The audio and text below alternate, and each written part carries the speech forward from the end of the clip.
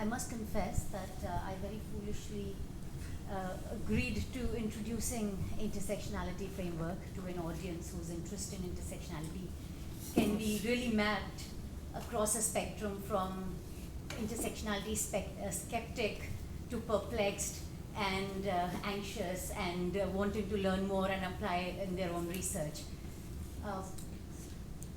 I think my own journey with intersectionality has been from the skeptic to more perplexed, and now trying to look at the ways in which intersectionality can be adopted in any research. As you'll see in the next 15 minutes, intersectionality is really a cluster of theoretical positions. So really, and different people and different researchers have been adopting different perspectives and approaches to doing intersectionality. So here, this is only going to be a snapshot view of an overview of intersectionality as a theoretical construct. And I think as the day progresses, we'll see many more applications of it. My own work, both in through the People's Health Movement as well as being the chair of Gender Rights and Development Network, has been looking at the different intersections and axes of vulnerabilities and how systems of oppressions can be understood in lived realities. So with that, I'll move into what I'm actually going to talk in the next 10 to 15 minutes. I present a very brief historical background, and some of this to people who've been here in the last 2 days would seem much of it would seem repetitive because I think intersectionality has come up so many times in the last 2 days in different discussions. I'll try to bring in some of the summary and a synthesis of that in today's presentation. Manisha Gupte and some other speakers also elaborated more on the historical dimensions, talking about Kimberly Crenshaw's and Patricia Hill Collins. So I'll try and just give a very succinct overview of that.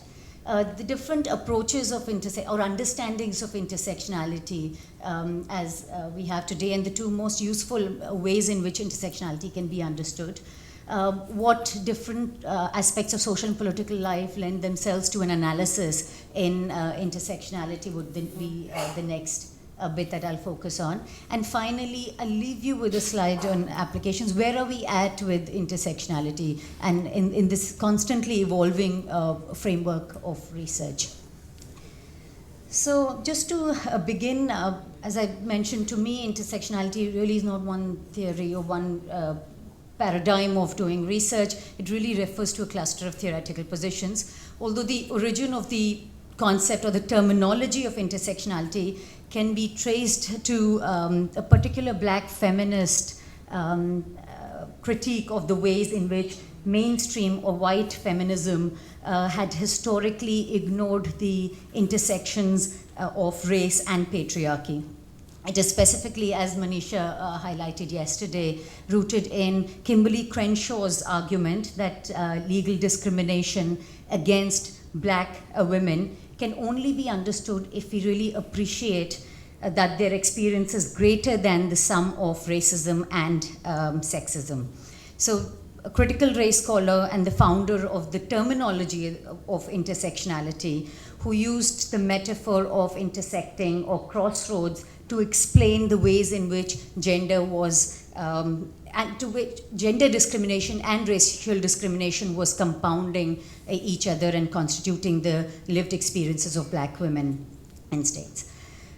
So at the outset, it's important to understand that while the language of intersectionality, as many of you were pointing out, became popular since the late 1980s, examining the relationship between multiple intersecting ways in which difference is constituted or created has a much more longer and long-standing genealogy and history, and has been a feature of various feminist struggles around slavery, colonialism, against racism. So intersectionality can really be understood, as Jennifer Nash says, that it has only provided a name to a pre-existing political and theoretical commitment, but it's really been applied and found useful to engage with different axes of vulnerability and privilege, as well as the systems of oppression that relate to and create inequalities in the society. So what is intersectionality? And even when introducing, many of you referred to it as a concept, as a theory, as a methodology that you are interested in applying. And really, intersectionality has been used in different ways by different scholars. And it is also constantly evolving. So it has come to imply a methodology for research. It has also been referred to as merely a concept. A theoretical position, or as Dhamon's paper that was circulated in the Essential Readings highlights, a framework of analysis or research paradigm that can be applicable to to understand various relations of marginality and privilege. I think it's really important to understand that in essence, what intersectionality is referring to and what it is concerned with is looking at and trying to understand different aspects of social difference and identities, and also the forms of systemic oppression at both the macro level, which we've really been talking about in the last 2 days, as well as micro levels. And these are extremely, and revealing the complexities and interdependencies of these individual categories and social positions. I'll come to that in a bit. However, what is really important to understand is that in the work that is adopting intersectionality or intersectionality informed and type analysis, 4 aspects of social and political life tend to be the focus of analysis. Now, first is identity. It could be of an individual or a social group that is marked as different. So it could be Muslim, Dalit, women, urban, rural. It could be a geographical difference or location of or social location and difference. Second, it could also be a category of difference, and categories are most often being used in researches that are that are adopting or looking at the intersections. And these categories of difference could be anything from race, gender, class, caste. A third aspect that intersectionality involves is looking at the processes, the social processes of differentiation. So that includes gendering or racialization, and identifies the institutions that are producing or even amplifying inequalities in the society. The fourth and final aspect of intersectionality or focus of analysis could be the very systems of domination and oppression, like racism, colonialism, sexism, which have impacted on the ways in which inequalities get produced or even reinforced. And I think a role of institutions, role of systems is something that we have reflected on in, yesterday and day before, highlighting how health systems are reproducing some of these inequalities through the interface of between the people and the institutions and health workforce. Now, important in the analysis is how these 3 or 4 aspects of social and political life are contributing to subject formation or contributing to difference and power relations across these. Now, as I mentioned earlier, intersectionality is really a very evolving framework or a research paradigm. But there are 2 delineations, and there are different ways and different approaches that people have adopted. It has really advanced since Kimberly Crenshaw's initial coining of the term. Now, 2 particular delineations I find extremely useful in really clarifying how intersectionality as a framework works. Now, in one delineation of intersectionality by Hancock, which was also in your essential reading pack, it distinguishes intersectionality from other unitary and multiple forms of social categories or multiple approaches. Now, in unitary, you have only one particular category which you examine, and this category would be primary and also stable or fixed. So looking at women's experiences or looking at Dalit experiences of violence is looking at one category. In multiple approaches, these categories are presumed to be stable, but also the relationships between these different categories like race or gender and class would also be stable. So yesterday's example of identifying how rural poor women underreport their illnesses, overreport their illnesses as compared to urban men, these are assuming stable categories between the rural and the poor or women. So I think this is how multiple approaches can be understood. Now, Hancock argues that unitary and multiple approaches fail to account for experience of multiple marginalizations and treat variables as fairly homogeneous categories. In the intersectional approach, however, more than one category is being addressed. The categories matter equally. There are no primary or secondary categories. And the relationship between these categories is open and fluid.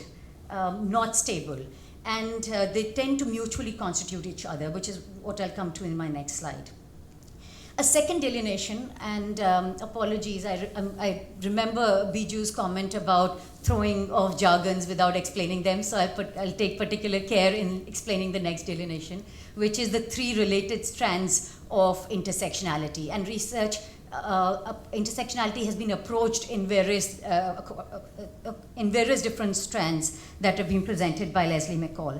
And this really advances the understanding of what an intersectionality framework can achieve. So one is the intra-categorical strand, which really centers on particular social groups and at neglected points of intersection. So in order, you're applying intracategorical to reveal the complexities of lived experiences within one particular social group. So the objective would be to make visible some of the group dynamics that were previously made invisible when you think of a particular category as homogeneous or stable. So you look at, when you're looking at Dalit experiences, you're also looking at advantages, disadvantages, and the different complexities within a Dalit community, which should not be considered as homogeneous. An anti-categorical approach, which is really based on a methodology that deconstructs the analytic category themselves. And I think what really lends, this has really been informed with the feminist politics and understanding of revisiting the gender as an analytical construct. And looking at gender binaries as not very helpful in analyzing experiences. So just looking at male-female does not often help unless you look at how construction of masculinities and feminities is impacting on their experiences of marginalization. Again, this anti-categorical also challenges notions of identities as fixed. And third is the intercategorical, which is the penultimate expression of intersectionality. And this reading of intersectionality, what it is allowing is to document relationships or of inequality among the social groups, and also changing configurations of inequality across multiple dimensions. So for example, in a recent paper that we published, making a case for intersectionality, look at health inequalities research in the UK, we argue for an intercategorical account of social location, which really enables researchers to move beyond differentiation within social groups, looking at differences within social groups, to talk about the processes and encouraging a focus on social dynamics and not social categories per se. So recognizing that experiences of relative advantage and disadvantage also reflect exercise of power across social institutions. So looking at racialization rather than races, economic exploitation than classes, gendering and gender performance than only the category of gender. But research which is looking at intersections has adopted all these three strands to varying degrees. That brings me to an important consideration when doing intersectionality, how it sets it aside from other works that is looking at intersecting axis of vulnerabilities, is as Hancock argues that multiplication doesn't merely equal addition. So the categories are mutually constituting and not simply additive. I've just given an example here. If one is looking at experience of at health experience or access to health-related resources among Dalit women in Western UP, it is simply not an additive understanding where you where this experience can be understood by looking at health experience of being a Dalit or health experience of being a woman. Because health experience of being a woman itself will differ for Dalits and non-Dalits, and how, by examining how gender is constituted differently by cultural meaning, practices, and institutional practices, situating it historically in the context of Western UP. Likewise, Dalit as a homogeneous category has its own limits, and it needs to be stratified for migration, livelihood, examined in the context of economic globalization and changing relationship between the state and citizens. So the understanding is really constantly evolving. That brings me to my last slide, because this will be further delved upon by people who have really adopted intersectionality or looked at intersections in varying capacities in their research, qualitatively as well as quantitatively. But intersectionality has come to be widely established among social scientists, largely amongst feminists, to examine a range of different issues and analyze multiple and interacting roles of social location and as well as identity, and to understand these multiple layers of advantage, privileges, as well as disadvantage, which are relevant for inequalities. However, its application in health research or in public health more broadly remains underdeveloped.